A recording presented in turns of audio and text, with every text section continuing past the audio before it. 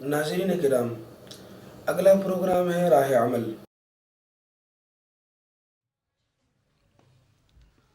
बिस्मिल्लाहिर्रहमानिर्रहीम। अल्हम्दुलिल्लाहि व कफ़ा व सलामुन अला इबादिहिल्लज़ीना इस्तफ़ा, अम्मा बअद।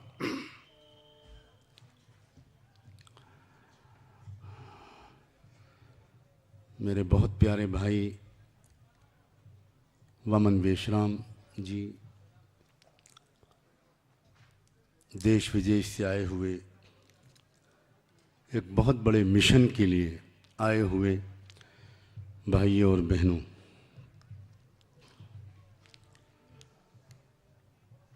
बहुत साल पहले, लगभग 18-19 साल पहले एक बार मैं बामसेफ के सेशन में लखनऊ में हाज़िर हुआ था।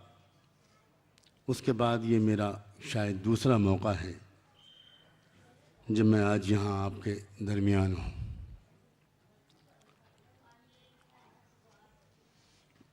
मैं चाहता हूँ कि बहुत थोड़े से समय में कुछ बहुत बेसिक बातें जो मैं वामन वेशराम जी से अपनी पहली मुलाकात में कह भी चुका हूँ, वो आज मैं आप सबके सामने रखना चाहता हूँ। मुझे उम्मीद है कि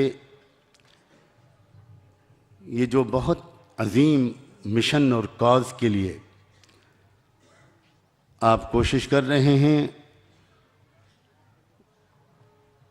उसमें आपको उससे मदद मिलेगी। पहली बात तो मैं बहुत ही साफ लफ्ज़ों में ये कहना चाहता हूँ कि शायद आप सबको इस बात का पूरा अंदाज़ा नहीं होगा कि भारत के मुसलमान भारतीय व्यवस्था को नहीं जानते। ज़्यादातर भारत के मुसलमान ये समझते हैं कि जो इस देश में मुसलमान नहीं है वो सब हिंदू हैं। ये एक बहुत बड़ी मिसअंडरस्टैंडिंग है, लैक ऑफ नॉलेज है, जिसकी वजह से बहुत ही दूरगामी नुकसान हमको और आपको और पूरे सिस्टम को पहुंच रहे हैं।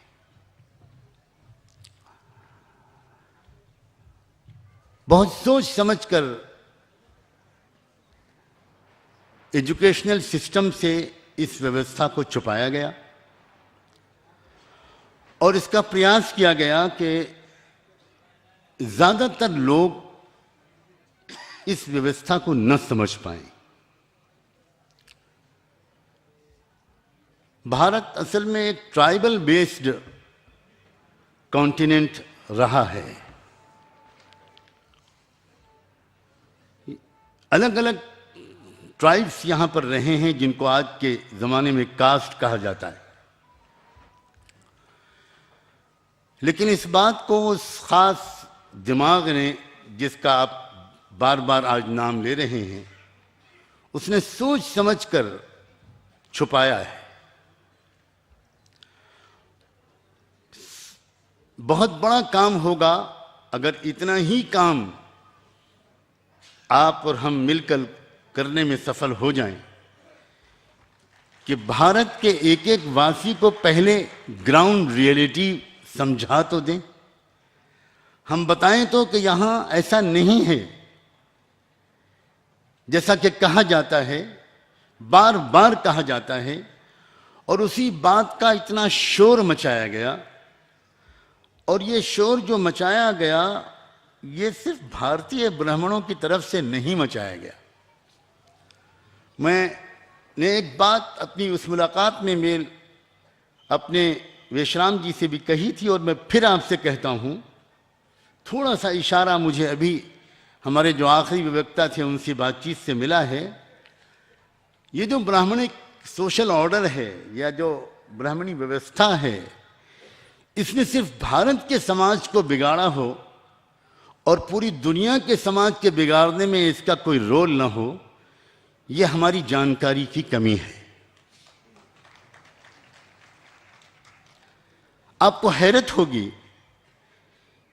कि 1500 साल पहले हमारे और आपके सबके मालिक की उतारी हुई आखिरी किताब में साफ साफ कह दिया गया था, वक़ज़ैना इला बनी इस्राईल फिल किताब लतुफ़सिदुन्न फिल अर्ज़ि मर्रतैन वलतअलुन्न उलुव्वन कबीरा।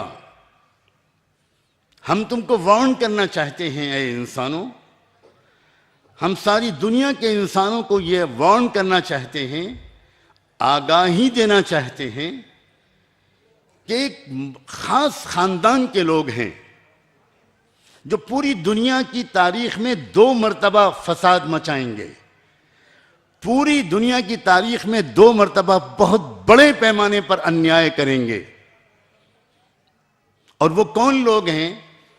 वो वही हैं जिनको आप अपनी ज़बान में ब्राह्मण कहते हैं, कुरान उनको अपनी ज़बान में बनु इसराइल कहता है। समझिए इस बात को। मैं तो ये दुआ करता हूं कि आप भारत की व्यवस्था के दुरुस्त करने ही में कामयाब ना हो, आप विश्व की व्यवस्था के दुरुस्त करने में कामयाब हो। अपने हौसलों को बढ़ाइए, अपनी हिम्मतों को बुलंद कीजिए, अपने कंधों पर बहुत बड़ी जिम्मेदारी लीजिए और जिंदगी को कुर्बान कर दीजिए। ये जिंदगी बार बार नहीं मिलती।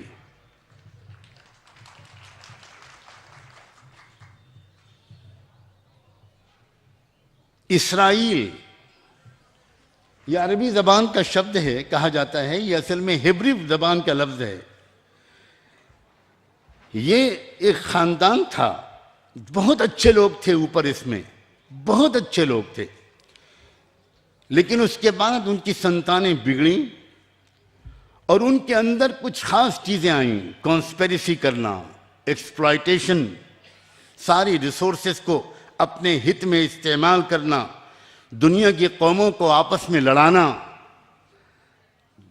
बिला वजह की जंगें दुनिया के अंदर पैदा करके विश्व शांति को भंग करना और दुनिया को नॉन इश्यूज में उलझाए रखना। जो रियल इश्यूज हैं दुनिया के, उन रियल इश्यूज के बजाय नॉन इश्यूज पूरी दुनिया पे छाए रहें, पूरी दुनिया के पॉलिटिक्स पर छाए रहें, पूरी दुनिया के एजुकेशनल सिस्टम पे छाए रहें, पूरी दुनिया के मस्जिद पे छाए रहें, पूरी दुनिया की साइकोलॉजी पर छाए रहें। एक फन है, एक आर्ट है, एक कला है। अब जरा गौर तो करें, 1947 में कहा जाता है कि भारत आजाद हुआ। यहां शायद हम में से कोई भी नहीं मानता होगा कि भारत वाकई आजाद देश।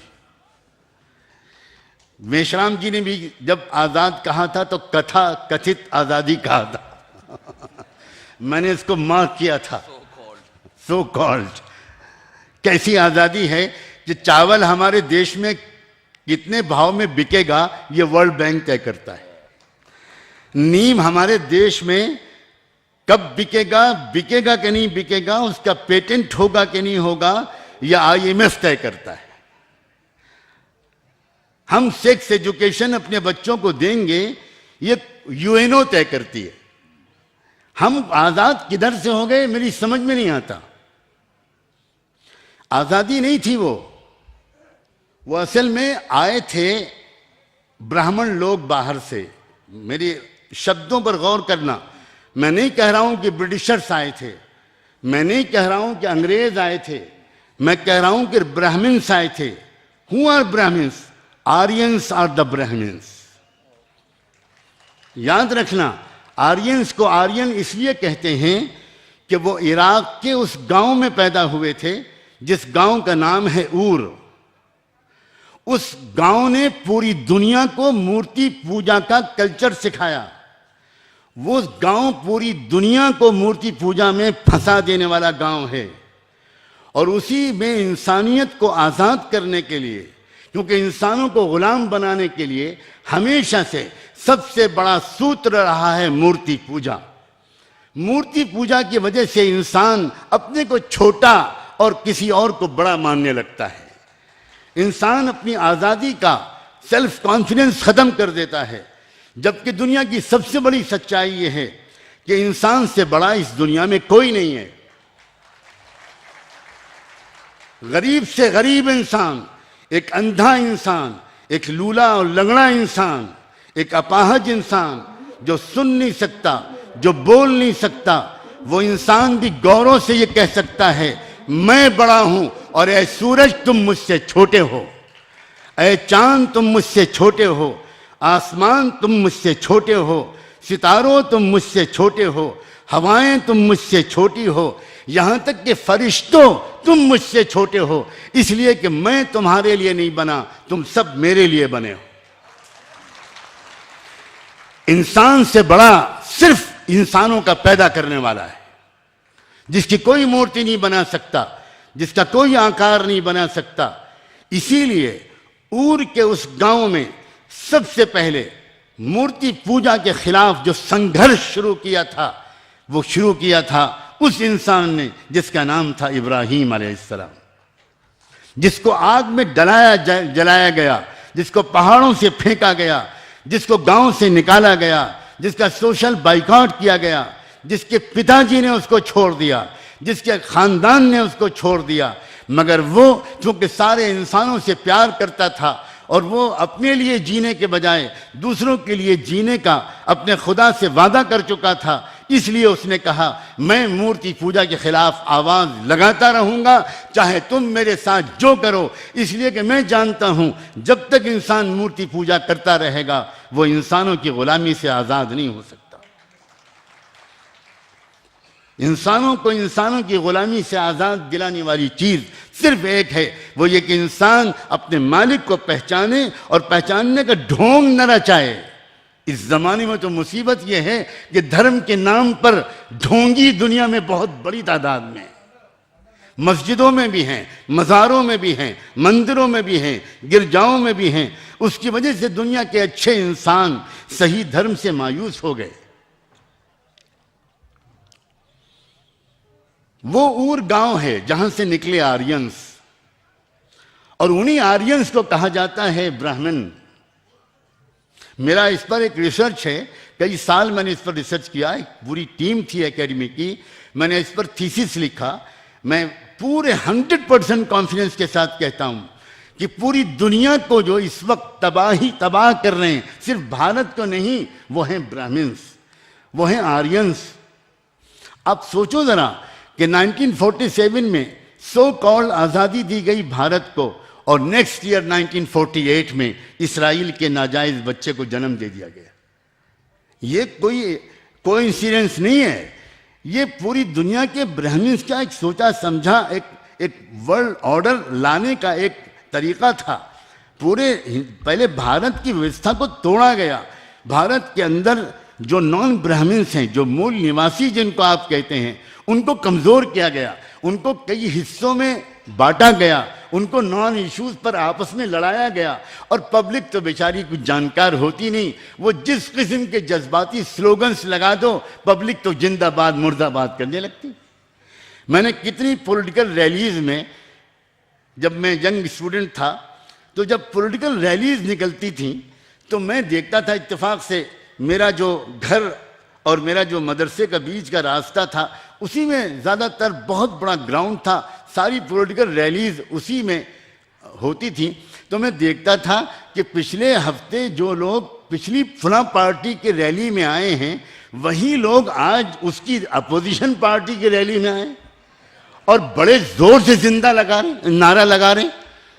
तो मैं उनसे पूछता था कि चाचा, मामा, आप कौन सी पार्टी के हैं? तो वो यूपी की जबान में कहते थे, बच्चा हम ना ही जाने थे। Sorry child, we don't know. अरे बाबा, आप राजनीतिक रैली में आए हो, अरे हम ना ही जाने थे, हमका नठलो घूमे से मतलब, हमका 2 ठो पूड़ी दे थे और हमका एक बस में बिठाए लाए थे, बस हमका मतलब सब जिंदाबाद सब मुर्दाबाद। यह है डेमोक्रेटिक सिस्टम, यह है पार्लियामानी डेमोक्रेटिक सिस्टम, सब जिंदाबाद सब मुर्दाबाद। पढ़े लिखे लोग कौन से रैली में आते हैं और पढ़े लिखे लोग कौन सा वोट डालने के लिए लाइन में लगते हैं? जो वोट डालते हैं वो बेचारी वही जनता है जो सब जिंदाबाद और सब मुर्दाबाद। उनको लखनऊ घुमा दो और उसके बाद शराब पिला दो, जाके वोट डाल देंगे। ये एक सोचा समझा एक प्लान था जिसके तहत, जैसे कभी इन्होंने कहा कि ब्राह्मण राष्ट्र बनाया गया, एक बाकायदा सोचा समझा मंसूबा था। आखिर क्यों बंगाल को तोड़ा गया? आज हम यहां बंगाल में बैठे हैं, क्यों बंगाल को तोड़ा गया? इसलिए कि बंगाल के मुसलमानों ने डॉक्टर अंबेडकर को चुनकर पार्लियामेंट में भेजा था। इसी बात की सजा मिली थी बंगाल के मुसलमानों को। और हम आपसे क्या बताएं, हम तो आपका जो रिश्ता हमसे है, हम उसी की सजा आज तक भुगत रहे हैं। बहुत साफ सुन लीजिए, 1935 में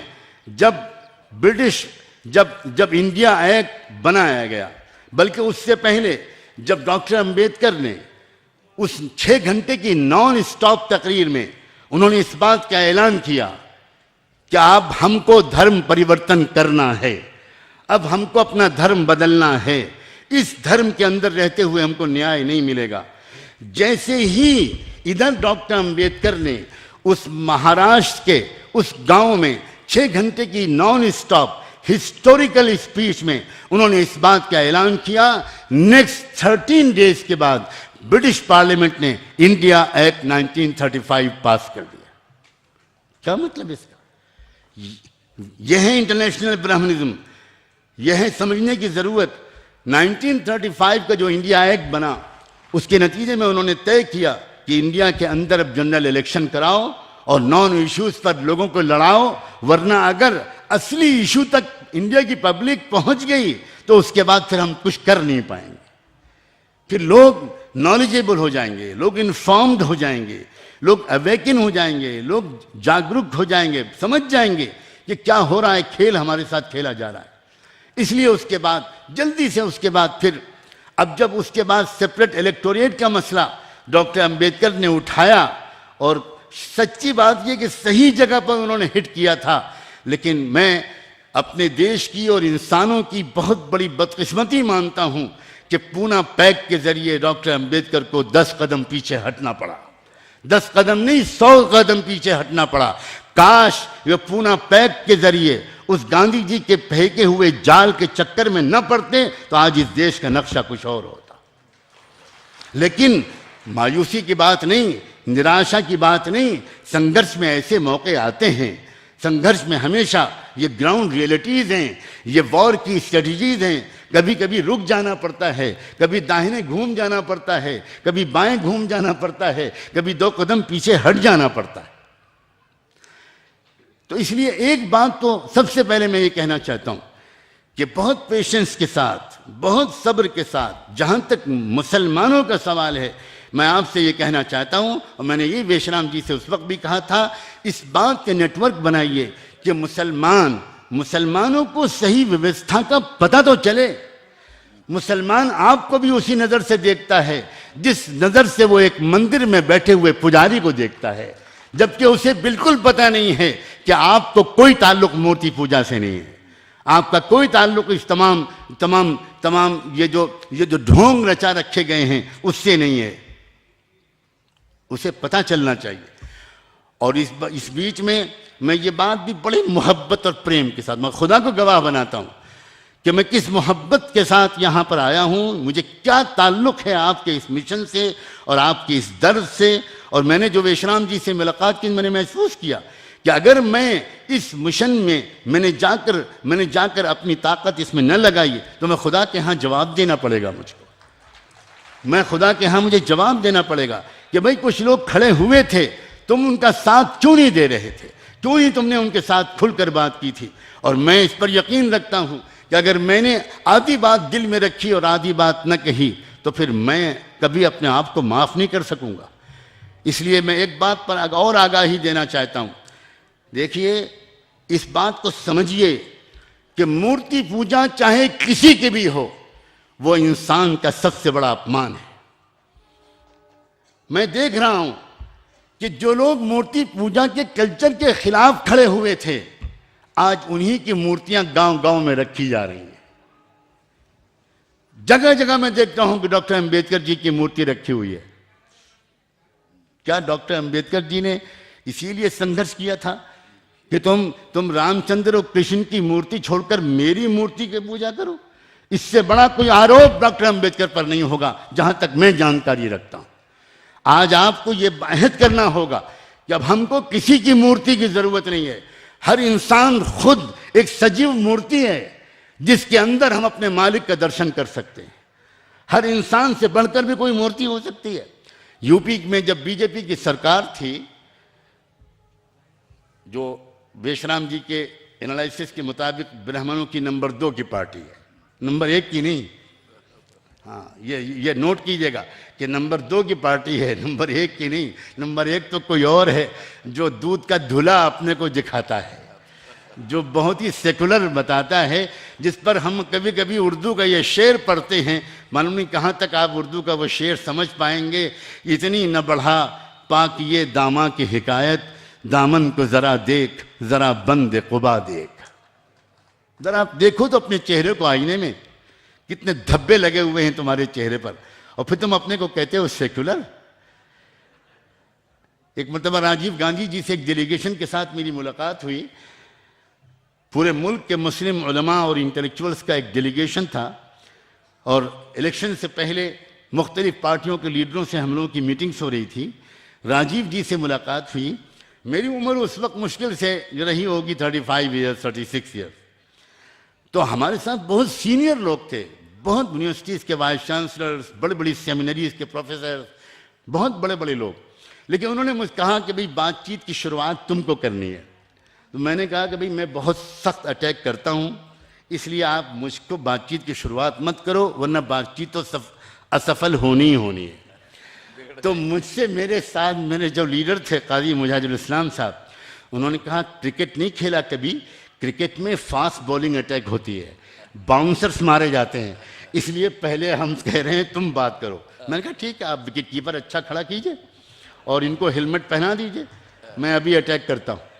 फिर मैंने उसके बाद राजीव जी से क्या बात की, मैं आज आपको सुनाता हूँ। मैंने राजीव जी से कहा कि राजीव जी, मैं एकेडमिक का आदमी हूँ, मैं खालिस स्टडीज़ का आदमी हूँ, मैं रिसर्च स्कॉलर हूँ, मैं पॉलिटिक्स की पी से भी वाकिफ़ नहीं हूँ। ये लोग मुझे ले आए हैं, पता नहीं मेरी बदकिस्मती है कि आपकी बदकिस्मती है, लेकिन आप थोड़ा सा बर्दाश्त कर लीजिए। और इनका कहना है कि मैं आपसे बात करूं। मैं आपसे नहीं, मैं आपके ख़ानदान से वाकिफ़ हूं, मुझे अच्छी तरह पता है कि आप किस फैमिली को बिलोंग करते हैं। मेरे तो नाना पंडित जवाहरलाल नेहरू आपके पिताजी का बहुत ज़्यादा सम्मान करते थे। मुझे सब पता है कि आप कौन हैं, आप बताइए क्या कहना चाहते हैं। मैंने उनसे कहा कि मैं सिर्फ ये कहने के लिए आया हूँ कि कई अच्छे काम कांग्रेस पार्टी कर चुकी है। उसने सबसे पहले 1949 में बाबरी मस्जिद में मूर्तियां रखवाईं, बहुत अच्छा काम किया कांग्रेस ने, एक अच्छा काम वो कर चुकी। उसके बाद उसने नमाज को पाबंदी लगवा दी, ये दूसरा अच्छा काम किया। तीसरा अच्छा काम ये किया कि उसने मस्जिद में ताला लगवा दिया, ये भी कांग्रेस ने अच्छा काम किया। उसके बाद उसने पूजा का कोर्ट से ऑर्डर दिलवा दिया कि मूर्ति पूजा होगी, नमाज नहीं होगी, ये चौथा पांचवा अच्छा काम किया। और उसके बाद उसने वहाँ पर शिलान्यास करवा दिया मंदिर का, ये उसने एक छठा अच्छा काम किया। तो बहुत अच्छे काम कांग्रेस कर चुकी है। एक अच्छा काम बीजेपी को करने दीजिए कि वहाँ पर मंदिर बनवा दे। क्या सारे अच्छे काम आप ही करेंगे? क्या इनको स्वर्ग में नहीं जाना? रियली वो बिल्कुल ही was astonished, he was at loss to give any answer. 2-4 minute के लिए वो बिल्कुल हक्का बक्का हो गए। कहने लगे मौलाना नुमानी साहब आप क्या बात कर रहे हैं, कांग्रेस एक कमिटेड सेकुलर पार्टी है और उसका अपना उसकी हिस्ट्री है, ठीक है उससे कुछ गलतियां हुई हैं, लेकिन अब ये कहना कि मैंने कहा कि राजीव जी मैं राजनीति नहीं जानता, मैं पहले ही कह चुका हूं। मेरे सवाल का सिर्फ इतना जवाब है कि सब अच्छा काम आप ही करेंगे, एक अच्छा काम उन्हें करने दें, बस। मैं तो सिर्फ ये कहने के लिए आया हूं, सब अच्छा काम कर चुके आप यकीन माने क्या धोखा हो रहा है, और ये पूरी दुनिया में हो रहा है। मैं ये बताना चाहता हूं ये खाली देश हिंदुस्तान में नहीं हो रहा, इसलिए आप अपनी हिम्मत को बढ़ाइए। ये एक ड्रामा है। जैसे ब्लैक मैजिक देखा करते थे हम लोग बचपन में, कि वो आया जादूगर, उसने बगल से कबूतर निकाल के दिखा दिए, मुर्गी के अंडे निकाल के दिखा दिए, और सब पब्लिक तालियां बजा रही है और बच्चे जो हैं हंस रहे हैं। होता है वो तमाशा। ये जो पार्लियामानी डेमोक्रेटिक सिस्टम है, ये एक बिल्कुल खेल है। हमेशा याद रखिए कि दो पॉलिटिकल पार्टीज बनाई जाती हैं। एक आइडियोलॉजी को लॉन्च करने के लिए कभी एक पॉलिटिकल पार्टी नहीं बनाई जाती, दो पॉलिटिकल पार्टीज बनाई जाती हैं, और दोनों एक दूसरे को खूब गालियां देती हैं, खूब बुरा भला कहती हैं, और उसका मकसद ये होता है कि पब्लिक जब एक से नाराज होगी तो दूसरे को तो लाएगी, और किसको लाएगी। तो मैं तो हमेशा कहा करता हूं कि ये जो सिस्टम है, यह है ऐसे जैसे बाटा और बीएससी, जूते बनाने वाली कंपनी को बचाना था टैक्स, तो उसने एक कंपनी बनाई बाटा शू कंपनी के नाम से, और दूसरी बनाई बीएससी के नाम से, उसका शॉर्ट फॉर्म है बीएससी। उसी तरह बिल्कुल ये सिस्टम है जो चल रहा है। मेरी बात फैल न जाए, मैं असल बात कहना चाहता हूं। याद रखें अच्छी तरह कि ये जो सिस्टम है, अब ये दूसरी बात मैं कहना चाहूँ, ये जात पात का जो सिस्टम है कि ये शूद्र हैं और ये नीचे हैं और वो ऊंचे हैं, यकीन माने कि दुख के साथ मैं कहता हूं, भारत के मुसलमान पूरी दुनिया के मुसलमानों से इस मामले में अलग है। पूरी दुनिया के मुसलमान, कान खोलकर सुने ये बात, पूरी दुनिया के मुसलमानों में इसका कोई तसव्वुर ही नहीं है कि कोई मुसलमान ऊंचा और नीचा होता है, कोई इंसान ऊंचा और नीचा होता है। ये जो छूत की बीमारी हम हिंदुस्तानी मुसलमानों को लगी है, वो यहाँ के समाज से लगी है। वरना आप पूरे अरब वर्ल्ड में जाएं, पूरे मिडिल ईस्ट में जाएं, मलेशिया इंडोनेशिया में जाएं, टर्की में जाएं, अफ्रीकन कंट्रीज में जाएं, पूरे अफ्रीकन कॉन्टिनेंट में जाएं, नोबडी कैन इमेजिन इट, सवाल ही पैदा नहीं होता। लेकिन मैं सबसे पहले दुख के साथ ये बात कहता हूं कि भारत का ये जो ब्राह्मणी समाज है, इसका असर खुद मुसलमानों पर पड़ा है। आज हम डंके की चोट पर यह बात नहीं कह पाते कि इस्लाम में कोई जात पात का सिस्टम ही नहीं है, इस्लाम में कोई बड़ा और नीचा है ही नहीं। वो साफ बात यह है कि ऐ इंसानों, तुम सब के सब एक माँ बाप की औलाद हो, और एक माँ बाप की औलाद में कोई ऊंच नीच हुआ करती है। तुम सब एक खुदा के बंदे हो। जिस मालिक ने जिस मोहब्बत के साथ अरब के इंसान को बनाया है, उसी प्रेम के साथ उसने भारत के इंसान को बनाया है। कोई ऊंच नीच है ही नहीं। लेकिन मैं ये बात यहां पर मानता हूं कि भारत के मुसलमानों में कुछ लोगों में ये बीमारी अंदर उतर गई है। इसको हमें और आपको मिलकर मुस्लिम समाज के अंदर से भी इस बीमारी को निकालना है। मैं इसमें आपकी मदद चाहता हूं, मैं खुल्लम खुल्ला कह रहा हूं, मैं इसमें आपकी मदद चाहता हूं। मेरे ऑस्ट्रेलिया के दोस्त, मेरे नेपाल के साथी, मेरे कैलिफोर्निया से आए हुए लोग, और ये हमारे वेशराम जी और आप सब भाई और बहनें, मैं तो आपसे कहता हूं, आप मुसलमानों के घर घर जाइए, आप मुसलमानों की मस्जिदों में जाइए, आप मुसलमानों के मदरसों में जाइए, आप गर्ल्स कॉलेजेस और स्कूल्स में जाइए, और आप कहिए मुसलमानों, हमारे अंदर ये बुराई थी, तुम्हारे अंदर कहां से आ गई? हम तो तुमसे ये उम्मीद करते थे कि तुम हमारी इस बुराई को निकालोगे, तुमने हमसे बुराई ले ली, तुम हमको अच्छाई दो और बुराई को हमारे अंदर से भी निकालो, अपने अंदर से भी निकालो।